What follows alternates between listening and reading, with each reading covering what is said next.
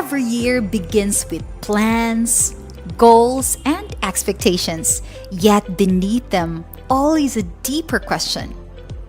Who are we really trusting? We often hold on to control because fear feels safer than faith. But Proverbs reminds us, trust in the Lord with all your heart, and He will make your path straight. When anxiety rises, prayer recenters us. When confusion comes, God's Word gives clarity beyond our own understanding. Trusting God isn't just spiritual, it's practical.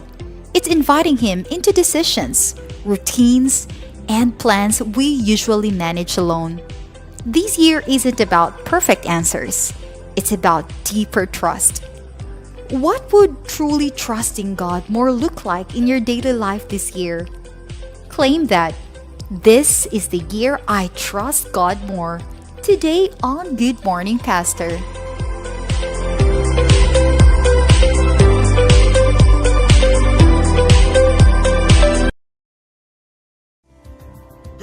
Good morning once again mga kapaglaom. And this morning, usa ka matahom nga simbahan din sa Misamis Oriental, ang Mega Church. And siyempre, makauban nato atong district pastor na yang kauban na nga church, ang Bara, Bulwa, and Mega Church. Walay lain atong mabtikon nga pastor, Pastor Sammy Pagunsan. Good morning, Pastor. Good morning. It's okay, Pastor. You're on. Yeah, okay. Good morning, Charm. Good morning, Wing. Good morning sa ato nga mga nagasunod sa ato nga tulumanon. Atong gikalipay, Pastor, ang growth ni ini nga simbahan. Yes. Actually, kani nga location, mao ni siya ang lugar diin pagatukuron or kamulo Katukod na. nagkatukod ang atong opisina sa North Central Mindanao Conference, mga kapaglaom. If you're passing by Cagayan de Oro, gusto po mo makakita kung asa dapit ang bagong nga office sa North Central Mindanao Conference of Seventh-day Adventist Church. Dili lang kini nahimutang sa Igpit na nino? Igpit. Upol. Diversion Road. Sa Upol, Misamis Oriental. Yes. Pero unahan na yun siya sa Bulwa Terminal, mga kapaglaom. So, dali ra kayo, toltolon. Congratulations, Pastor, on the new task that has been given Yes. to you. I know this is also a kana bitang challenging siya tungod kay pinaka-grassroots mangyud sa atong iglesia ang bag-o nga tahas karon ni Pastor. Actually, Wing, kung maadto ka og kanang western side, ang tanang mga banggiitang pastor tuag yun na sa iglesia na butang. Yes. Kay mao man ay muugmad Yes. sa mga kaigsuonan. Pastor, speaking of cultivating a growth nato, spiritual growth, atong isgutan karon kining daily trust in God and nga maka-result siya og lasting growth. Pero all the time, Pastor, sa atong i-look back ang mga stories sa Bible, nga bisan sila sa unang panahon, naglisod sila kung unsaon paghatag ang imong tibuok nga pagsalig ngadto sa Ginoo. Unsa man gyud ay wrong sa tao, Pastor? Nganong dili man kay tagyod makahatag ang atong total surrender sa Ginoo? Well, of course, ang tao sumala sa balaang kasulatan na hulog manggod ang tao sa sala, no? So, sa sinugdan, ang Ginoo gusto nga ang tao magkinabuhi nga malipayon kauban niya. Unfortunately, adunay pagsulod sa sala tungod sa kang Satan o mao ka na ang tao na hulog sa sala, pro na ang tao nga mawala ang iyang pagsalig, mahadlok, makulbaan o mawala ang iyang gana dito sa unahan, no? Makalibutano na siya. But then we praise the Lord nga dunay giya sa balaang kasulatan nga ang tao pwede di ay giyahan sa Ginoo basta mo responde siya, mosalig siya, motuo siya sa Ginoo. So sa ato pa, Wing, ang usa sa mga rason nga dili na kay takasalig tungod sa sala. Kay ang sala, sige remind sa tuang, nakasala ka, dili na ka. Muna ingon nila nga, nindot rabang magpakasala. Wala actually, Wing, di ba, kung ibutan ta sa panagtiayon, kanang nakasala, magsige na po nagduda. Duda siyang kagalingon, Correct. duda sa uban, tungod kay, kasala naman siya. Ang guilt, Pastor, no, it decays our humanity. Nga, instead nga God has created us perfectly, pero na-decay siya tungod sa atong mga sala. Yes, ang sala, ang definition sa sala sa Bible is the transgression of the law. Actually, dagan siya definition, pero ang primary gyud nga problema sa tao kay ang tao naglapas sa sugo sa Dios. Yes. So Pastor, kanang unsa nga paagi is pag-ampo nga kinahanglan nga makatabang ka nato mahimong maalamon labi na sa kanang panahon nga pagdesisyon o pagsalig ngadto sa atong kaugalingon.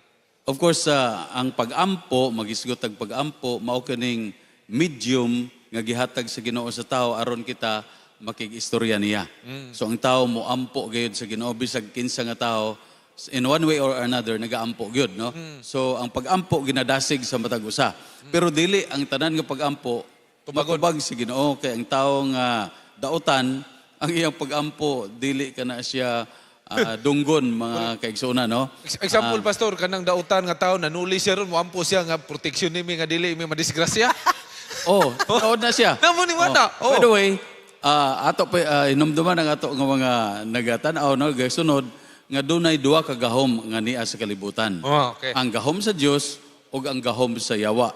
No? So, ang yawa naga-impress po na sa tao, no? Nga mao ning imong buhaton. Pero dili ang tanan nga impression kasaligan nato. Kinahanglan ang impression dikta sa Holy Spirit to do good, no? Nga na amang gutay giya sa Bible, siya nasayod nga kini maayo apan wala niya gibuhat kini sa iya sala, no? So ang pag-ampo sa Ginoo medium. Unya ang pagbasa pod sa balaang kasulatan mao poy media sa Ginoo nga siya makigsulti nato. So ang buhaton sa tao ampo siya, dayon ang tubag sa Ginoo naa sa balaang kasulatan. Kasagaran gyud abi ninyo sa ato nga mga televiewers, kung magbasa mo Bible, nag-ampo bitaw mo, kinasing-kasing, and then you just open your Bible, you will just find out, you will be surprised nga ang mga linya diya, mga dinalan nga imong mabasa, sibo gayod sa imong pangayo sa Ginoo. Musigo ang mga pamaagi nga itubag sa Ginoo nimo. Kaya ganina, wing ba, ingon si Pastor nga, dunay duha ka gahom diri sa yuta. Naghunghong sa atua differently. Correct. Ang isa naghunghong nga, okay ka, gipangga ka, ang Ginoo nag-value nimo, hatagan kag maing kaugmaon, pero ang isa on the other hand, Disgrasya ka. naghunghong pod og mga kalamidad. Correct. Maunang natay mga anxiety, natay fear, natay kahadlok sa kaugmaon. Tinuod na siya. Pero unsaon man na, Pastor, nga ang honghong sa pagkamaayo, maoy may take over instead atong honghong sa kaaway nga makadala og katalagman sa ato ang katawhan. Sa balaang kasulatan, for example, sa kang Josue, no, bago pa nato nga leksyon. Si Josue, gikulbaan siya sa taas, nga gihatag sa Ginoo sa iya. Imagine, muadto sila sa yuta sa saad, sudagan sila mga kaaway. Kulbaan sila. Dili sila ingon nato sinati nga mga sundalo silbi or mag-armas sila, no? But then the Lord has spoken to him, and it is written in the Bible in Joshua chapter 1 nga giingnan niya si Josue, be strong and of good courage, fear not, no? Ayaw kadlo kay makig-ubad ko ninyo. So sa kalibutan, si Ginoong Hesus sa iyang kapanahon na nag-ingon siya na ayaw kabalaka, no? I have overcome the world. So unsaon man nato nga mawala kining mga anxiety sa kinabuhi, mga stress, mga worry. Labi na karon, Pastor, nga nauso kayo ng mental health problems. Correct. Actually, usa na siya sa mga problema. Pero kung ato tanawon sa ato nga mga nagatuo sa Ginoo, katong naa sa Ginoo, naa sila'y peace of mind.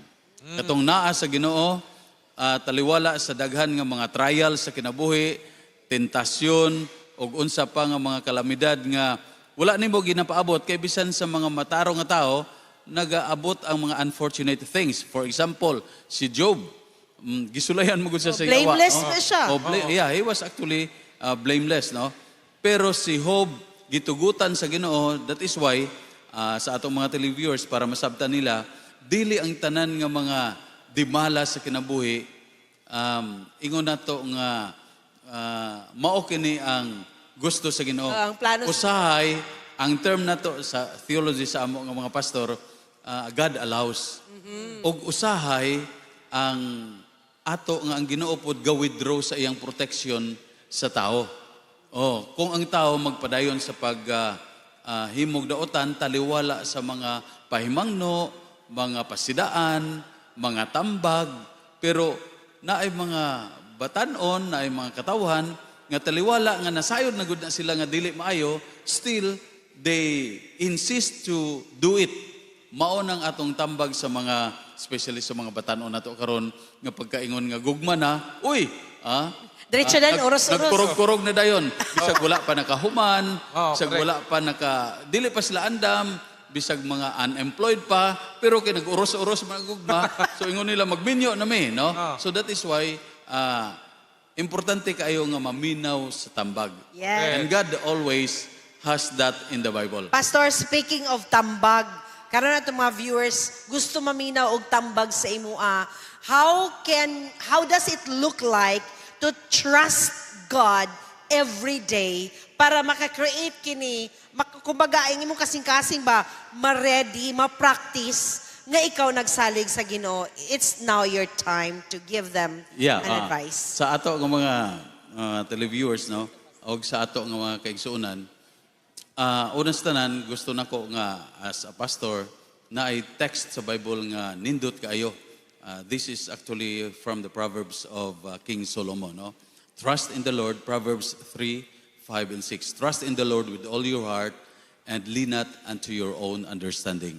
In all your ways, acknowledge Him and He shall direct your path. So, atong ilhon ang Ginoo, mga kaigsunan, mga televiewers, mga kapaglaom, atong saligan ang Ginoo para nga sa tanan natong mga dalan siya'y mugiya na to. Please remember, Jesus said, I am the way, the truth, and the life. So ang atong mga dalan, isalig na to sa Ginoo through Jesus Christ. Thank you so much, Pastor Thank you, Pastor. Sammy Pagunsan.